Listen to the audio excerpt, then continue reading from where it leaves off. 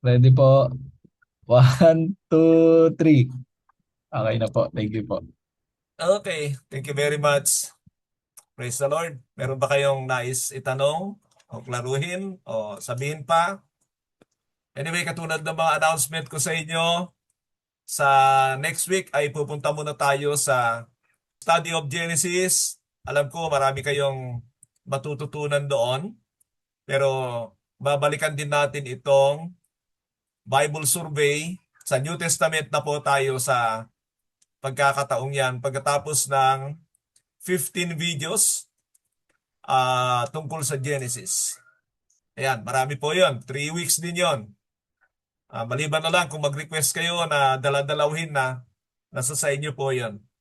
Pero nagre-reklamo kayo dito sa Bible survey na mahahaba, eh baka hindi nyo talaga kaya. Sa totoo lang, pareho lang naman na halos ang mga time ng mga yan. Mahaba talaga kasi teaching po ito, hindi naman to preaching na kailangan ay limitahan. Meron bang nais magtanong, nais magdagdag pa, magbigay ng karagdagang kaisipan tungkol sa inyong mga natutunan?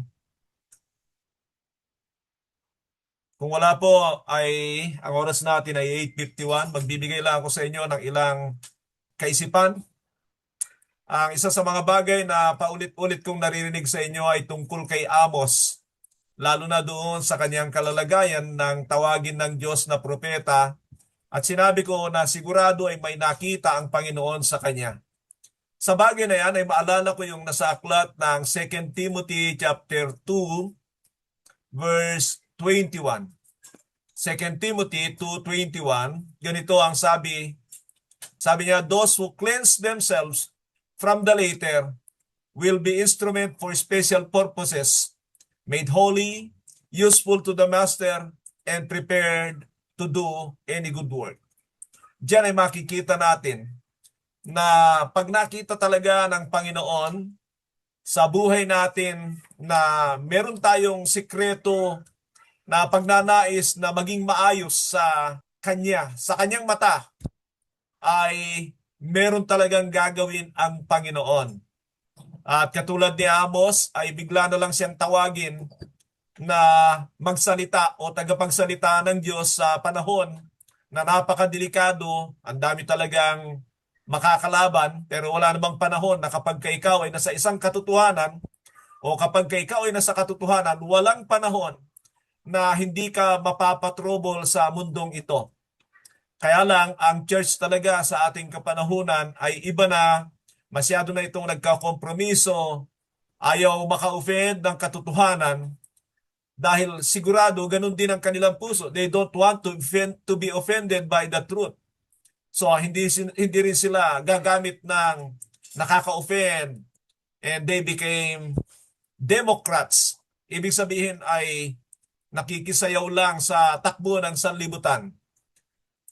Ganyan ang kalalagayan ng churches sa ating kapanahunan, pero sa pamamagitan ng mga propeta na ating pinag-aaralan, itong mga books of the prophets na ito, makikita nyo kung ano talaga ang nais ng Diyos. Paano niya gagamitin ang kanyang mga pipiliin para magsalita sa mga tao, at kung paano ang tao na tunay o paano ang tao na tumatanggi sa nais ng Diyos. Kaya walang magawa ang Diyos kundi talagang parusahan. That is the only way na sana ay magising ang mga tao sa kanilang kalalagayan. Nakikita natin yan ng paulit-ulit. Ang mahirap lang ay kapag ka na-disgrasya ka sa puot ng Diyos, wala na, tapos ka na. But there is still hope. Laging ang Diyos ay ganon. Sa ngayon, sa atin, there is always hope in God. Malala ko nga na kapag ako'y nagpapa-spelling, ang isa sa mga pinapa-spelling ko ay yung God. Can you spell God for me? At karamihan na spelling dyan ay G-O-D. Sabi ko, mali. Bakit? Gagawin nila capital G-O-D. Medyo tama. Pero meron akong spelling sa God na kakaiba. At ito yung capital H-O-P-E. Capital H-O-P-E. God is a God of hope.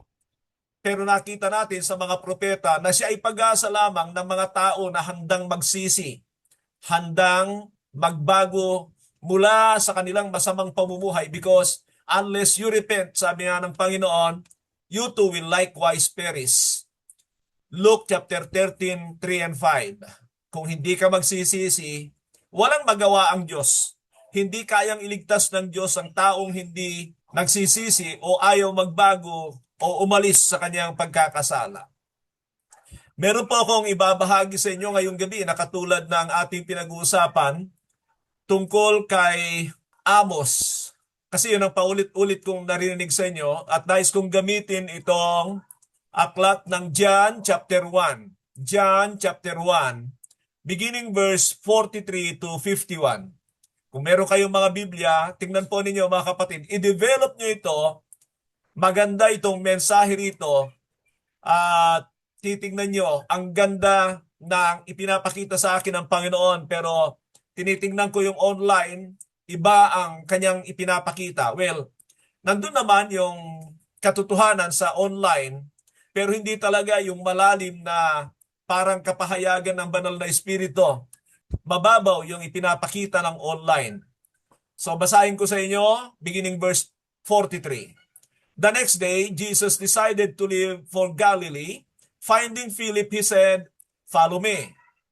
Philip, like Andrew and Peter, was from the town of Bethsaida. Philip found Nathanael and told him, "We have found the one Moses wrote about in the law, and about whom the prophets also wrote, Jesus of Nazareth, the son of Joseph." "Nazareth? Can anything good come from there?" Nathanael asked. "Come and see," said Philip.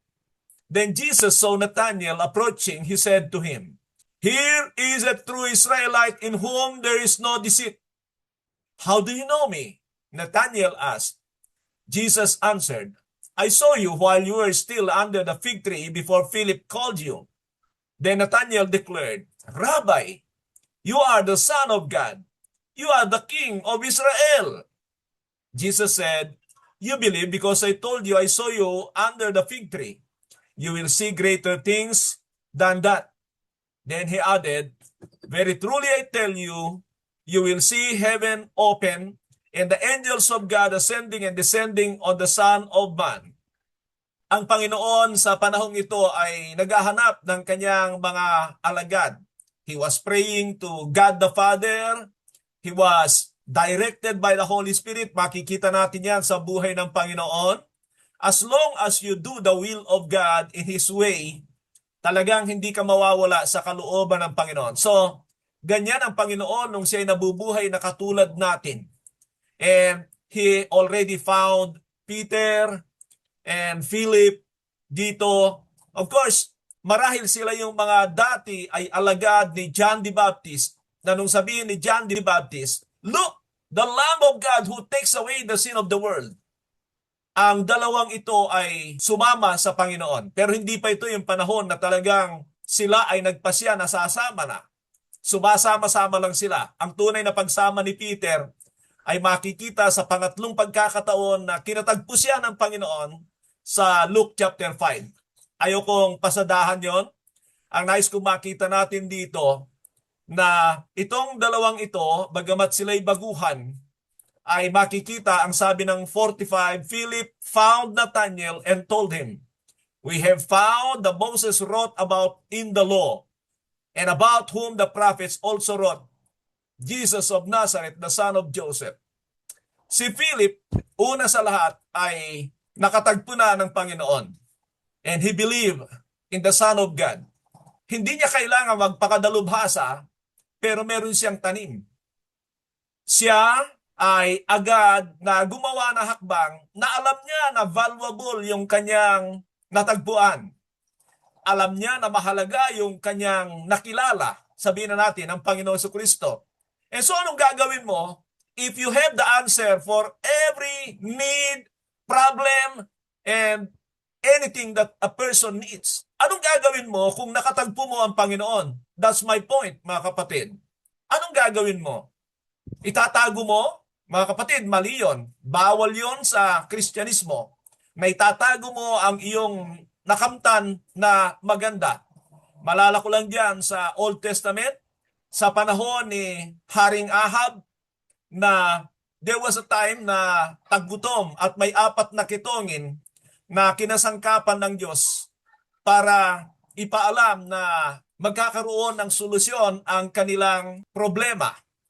Pagkatapos na sila ay pumasok doon dahil sa taggutom sa isang lugar, at doon ay nakakita sila ng ang daming pagkain pala.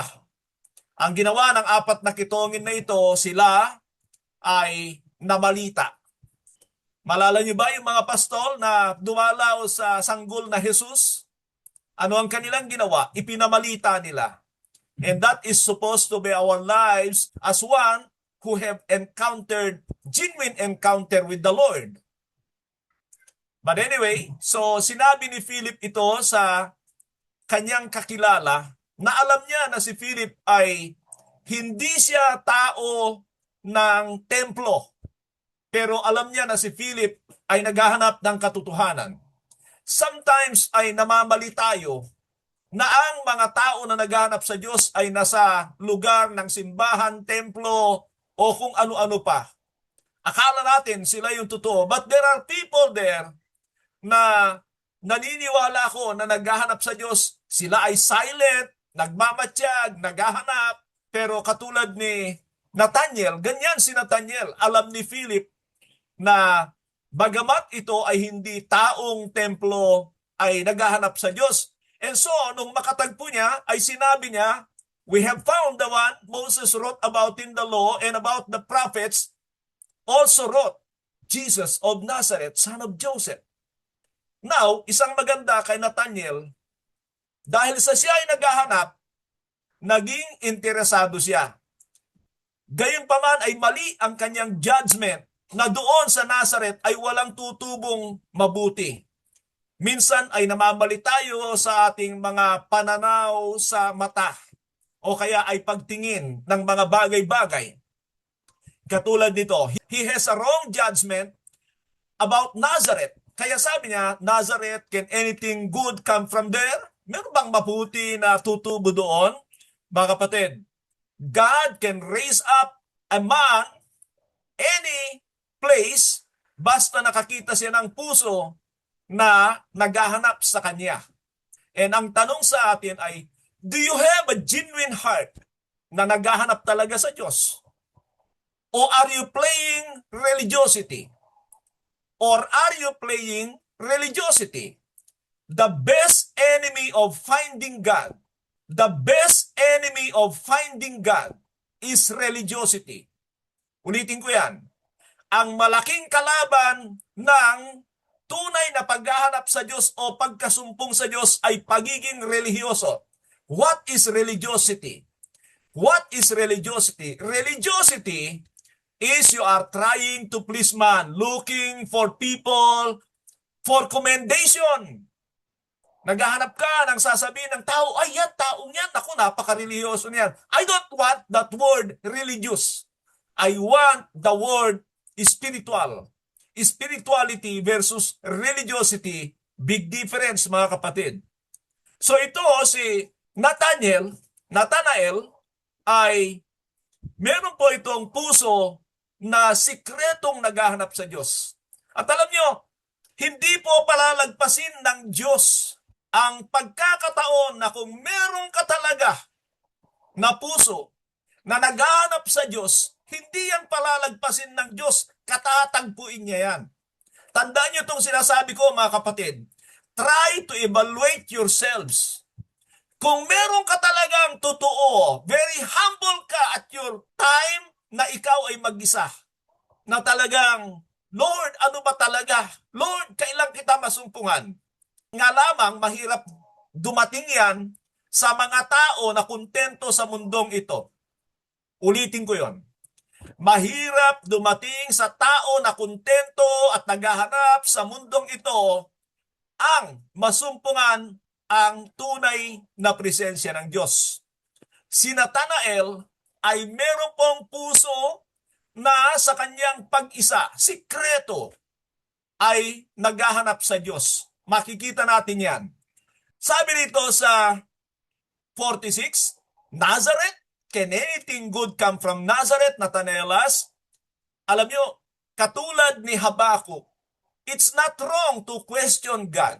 Hindi yan babaliwalaan ng Panginoon. When you question God, mga kapatid, basta totoo sa puso mo, tanungin mo na ang gusto mong tanungin sa Panginoon. Huwag lang yung nagkukunwari na hindi ka makakatagpo sa Diyos. God who knows the heart, pag totoo ang mga katanungan mo, Lord, bakit ganito? Alam niyo, yan ang mga hinahanap ng Diyos. Yung naghahanap ka ng katotohanan. So, si Nathanael ay ganon. Kaya, sabi naman sa kanya ni Philip, come and see. Ito ang maganda sa Panginoon. Ang maganda sa Panginoon, kapag ka naghahanap ka sa Diyos, uunahan ka niya. Nauna na siya. Ulitin ko, pag naghanap ang tao sa Diyos, nauna na siya. Alam niyo, maraming mga nangangaral na sabi nila, ikaw ang nasumpungan ng Diyos. Totoo yan in one aspect. No one can come to God unless He draw them near to Him. Totoo yan. Pero hindi yan kalaban ng sinabi ng aklat ng Acts chapter 17. Tingnan ko lang mga kapatid. Acts 17, sa 27 na. God did this so that men would seek Him and perhaps reach out for Him. Reach out. Sino yan? Ang tao. Men would seek Him and reach out for Him. Sabi niya, though He is not far from each one of us, hindi malayo ang Diyos sa atin. Hinihintay din ng Diyos na ang tao ay maghanap sa Kanya. Pero sa sarili nating kagagawan, kakayanan, hindi natin kayang maabot ng Diyos. Pag ang tao ay totoo at may puso na totoong naghahanap sa Diyos, yun ang maganda sa Diyos, kakatagpuin niya ng Diyos. Ang dami niyan sa Biblia. Kwentuhan ko kayo ng konti. Si Sakeo, napagod sa kanyang napakaraming pera, ay dumating sa punto na hindi na siya masaya at naghanap sa Diyos. Yung kanyang longing sa kanyang puso, narinig niya na minsan ay darating ang Panginoon. At dumating nga ang Panginoon sa Jericho. Alam niyo ba kung nasaan itong kinukwento ko sa inyo? Hanapin niyo. Ang kwento ni Zacchaeus. Nang dumating ang Panginoon sa Jericho, siyempre si Zacchaeus na dinadaya niya ang kanyang mga kababayan because he was the chief tax collector, walang tutulong sa kanya, pandak siya. So si Zacchaeus lumabas sa kanyang paningilan ng buwis, lugar ng kayamanan. At nagpapansin siya sa Panginoon dahil kailangan niya ang Panginoon. Umakyat siya doon sa Sycamoro at ang Panginoon hindi niya pinalagpas yan. Yung mga ibang tao, sunod lang ng sunod sa Panginoon, ginagawang celebrity ang Panginoon, walang kwenta yan sa Panginoon. Hindi interesado ang Panginoon na siya ay gagawin mong idol lang. Ang nais niya ay maging tutuko at sumunod ka sa kanya. So nung makita niya si Zacchaeus sa ibabaw ng Sycamore, sabi niya, Zacchaeus, come down immediately for I must come into your house today. Sumunod si Zacchaeus at sumuko siya sa pagkakataong yan. Ibinigay niya ang kalahati ng kanyang nakulimbat. At ang sabi pa niya, Lord, if I have cheated anybody else, I will return it 4 times. Alam din ni Zacchaeus ang batas ng mga Hudyo. That is in the law na kapag kanandaya ka, ibabalik mo ng 4 na beses pag natuklasan. Now, si Zacchaeus ay naghanap. Anong ginawa ng Panginoon? Kinatagpo niya. And there was a man in Acts chapter 10. Ito ay si Cornelio. Si Cornelio, gawa lang ng gawa ng kabutihan. Hindi niya pansin kung pansinin siya ng tao. Pero hindi siya na-overlook ng Diyos. That one day, nagpadala ang Diyos. Dahil wala na yata ang pwede na tao na tumawag kay Cornelio, ay kinatagpo siya ng anghel. At gumawa siya ng paraan para pagkatagpuin sila ni Pedro. Ang punto ko diyan, nakakita ang Diyos ng kakaiba kay Cornelius. There are a lot of that in the Bible, mga kapatid. Kailangan ay maghanap ang tao sa Diyos. Hindi na sana sinabi ng Panginoon, come to me all of you who are tired and heavy laden and I will give you rest. Kung ang Diyos ang tanging makakapaghanap sa tao, hindi na saan niya paghahanapin ang tao sa Diyos. Dapat ay makita natin ang katotohanan ito at pagtugma-tugmain natin ang sinasabi ng Biblia. Huwag nating kunin na puro ang Diyos ang gagawa. Mga kapatid, ginugulangan ng tao ang Diyos hanggat gusto niya. Akala nila, magugulangan nila ang Diyos. Hindi. So makita nyo itong si Nathaniel, ganun po siya. Meron siyang tinatago-tago. Ano yung tago niya? Hindi kasalanan. Sikretong maganda. He was a God seeker in his personal life. Naghahanap siya sa Diyos ng kapag siya ay mag-isa. Kaya kilala siya ng Panginoon. Hindi siya nauna sa Panginoon. Papunta pa lang siya sa Panginoon. When Jesus, 47, when Jesus saw Nathanael approaching, he said to him, "He is truly an Israelite in whom there is no deceit." Naku, alam niya ang sikretong buhay. Alam niya ang sikretong buhay ni Nathaniel. Buti na lang, maayos ang sikretong buhay ni Nathaniel. Ano yun kay Nathaniel? Siya ay honest. No deceit. Walang pagkukunwari, walang pandaraya sa kanyang buhay. Very honest siya. Kita nyo, hindi nakaligtaan ng Panginoon yung sikretong buhay. Yan ang gustong-gusto ng Panginoon. Na-attract ang Diyos. Na-attract ang Diyos sa ganyang pamumuhay. Hindi relihiyoso, tutuhanan pag naghanap sa Diyos. So sabi niya, "How do you know me?" Nathanael asked. Jesus answered, dinagdagan pa ng Panginoon, "I saw you when you are under the fig tree before Philip called you." I saw you when you are under the fig tree before Philip called you.